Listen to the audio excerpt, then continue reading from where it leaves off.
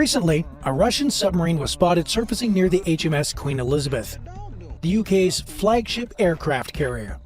What happened when the silent stalker suddenly appeared so close to a major NATO asset? Was it a deliberate provocation or a dangerous accident? And what does this mean for the future of naval warfare? It was a routine operation for the HMS Queen Elizabeth and its accompanying strike group, part of the Royal Navy's efforts to project power and demonstrate the UK's commitment to maintaining security in increasingly contested waters. The presence of a Russian submarine in these waters was not entirely unexpected. After all, Russian naval activities had been intensifying in the North Atlantic. However, the decision by the Russian submarine captain to surface so close to a major NATO asset was surprising and unprecedented, especially in recent years. Upon surfacing, the Russian submarine was immediately detected by the carrier's radar and the accompanying anti-submarine warfare assets, including frigates and helicopters specifically tasked with monitoring for such threats. The incident quickly escalated as the Royal Navy and its NATO allies sought to determine the submarine's intentions. The HMS Queen Elizabeth's command quickly assessed the situation, recognizing the potential for a major international incident. The carrier's commanding officer, Captain Ian Feasey, ordered an immediate increase in the ship's defensive posture. Helicopters equipped with sonar buoys were dispatched to track the submarine's movements, while the accompanying Type 23 frigates prepared to deploy their own ASW systems. Meanwhile, the Russian submarine, identified as an Oscar II class nuclear-powered vessel, remained on the surface. Communications were established, but the Russians provided no clear explanation for their actions. This lack of clarity only worsened the tensions, as the Royal Navy sought to understand whether this was a deliberate provocation, an accident, or a message of some kind. As the situation unfolded, analysts on both sides of the Atlantic began to speculate about the Russian submarine's true intentions. There were several possible explanations, each with its own implications for international security and naval strategy. One theory is that the Russian submarine surfaced near the HMS Queen Elizabeth as an intentional provocation. In modern military strategy, such an action could serve multiple purposes, both tactically and strategically. First and foremost, by surfacing so close to the UK's most advanced naval asset, the Russians could be signaling their ability to operate in contested waters with relative impunity. The HMS Queen Elizabeth, being a symbol of British naval power and a centerpiece of NATO's maritime strategy, represents a significant target, demonstrating that a Russian submarine could approach it undetected, or at least without immediate interception, could be intended as a clear message. NATO's dominance in the North Atlantic is not unchallenged. This maneuver would also serve as a psychological tool in the geopolitical game between Russia and NATO. It underlines Russia's growing confidence in its naval capabilities and its willingness to assert itself in regions traditionally dominated by Western powers.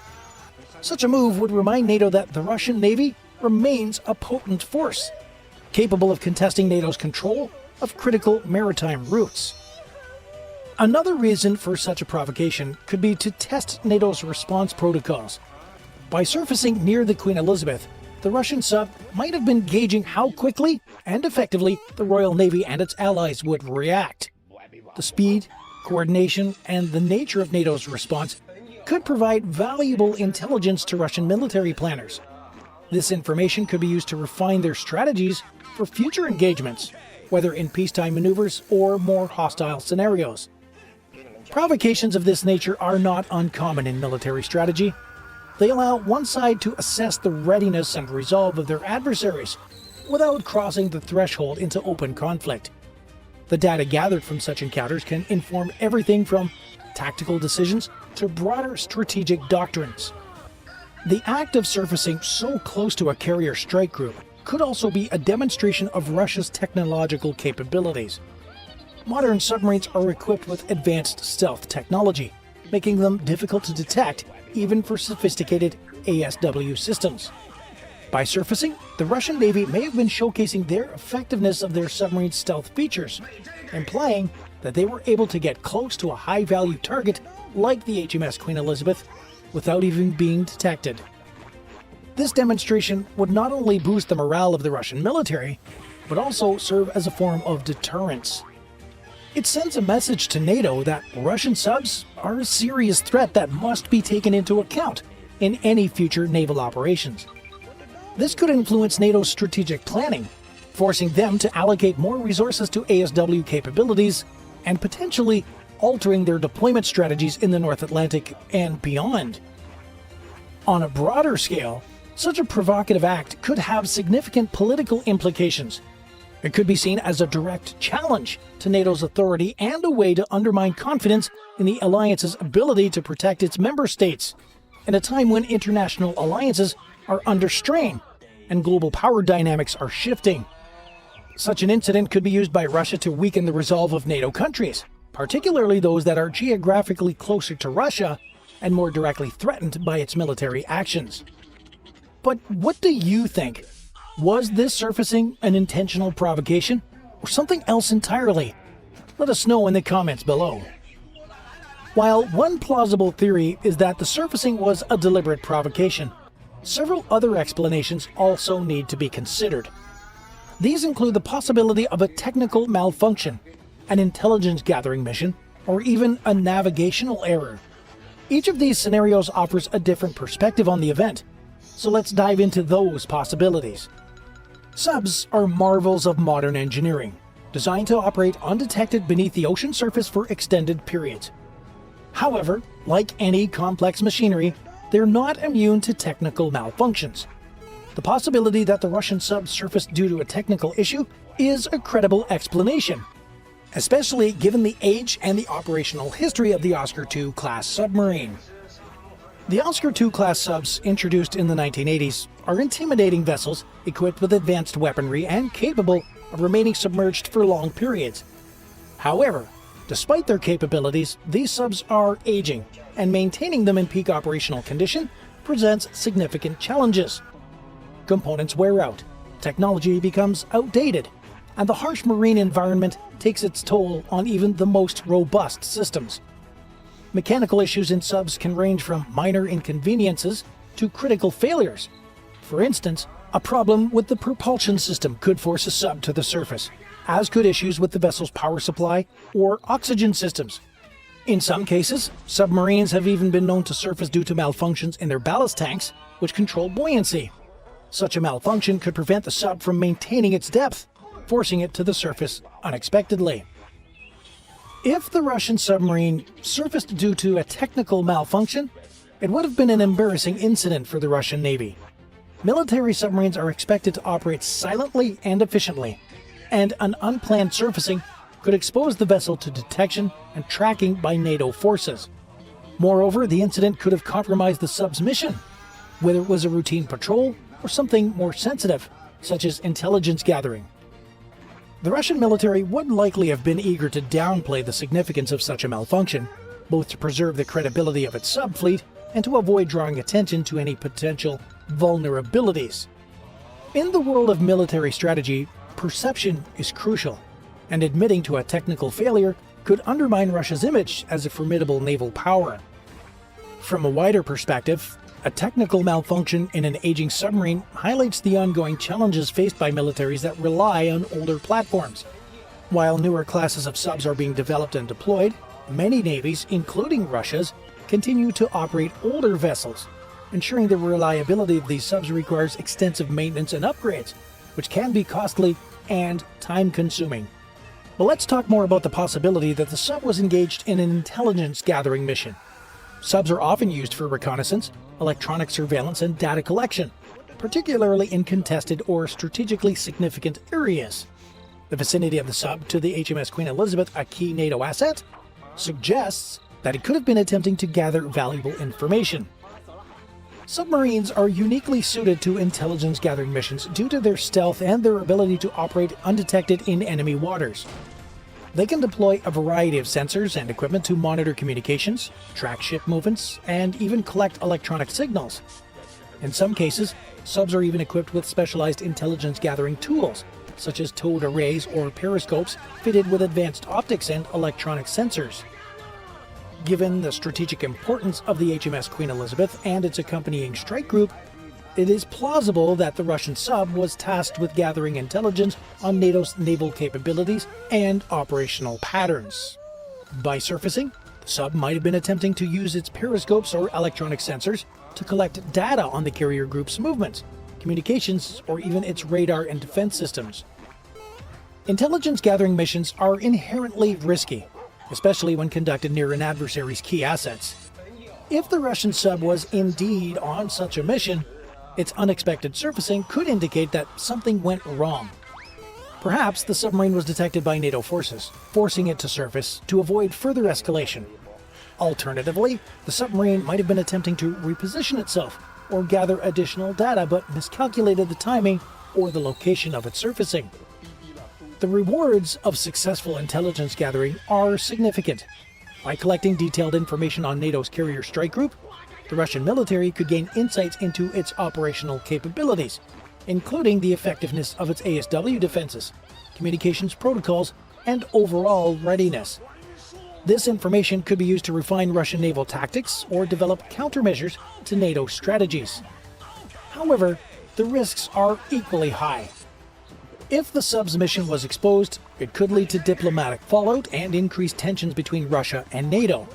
The loss of a sub or the compromise of its mission would be a significant setback for the Russian Navy, both operationally and in terms of reputation. If the Russian sub was indeed engaged in intelligence gathering, its vicinity to the HMS Queen Elizabeth underscores the ongoing importance of such missions in modern naval strategy. As naval forces become more sophisticated and interconnected, the ability to gather accurate and timely intelligence will continue to be a critical factor in maintaining a strategic advantage. But what if something else was in question?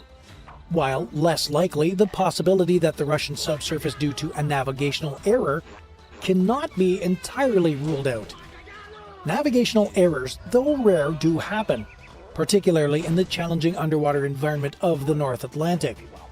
Submarines rely on a combination of sensors, maps, and navigational tools to determine their position, but these systems are not infallible.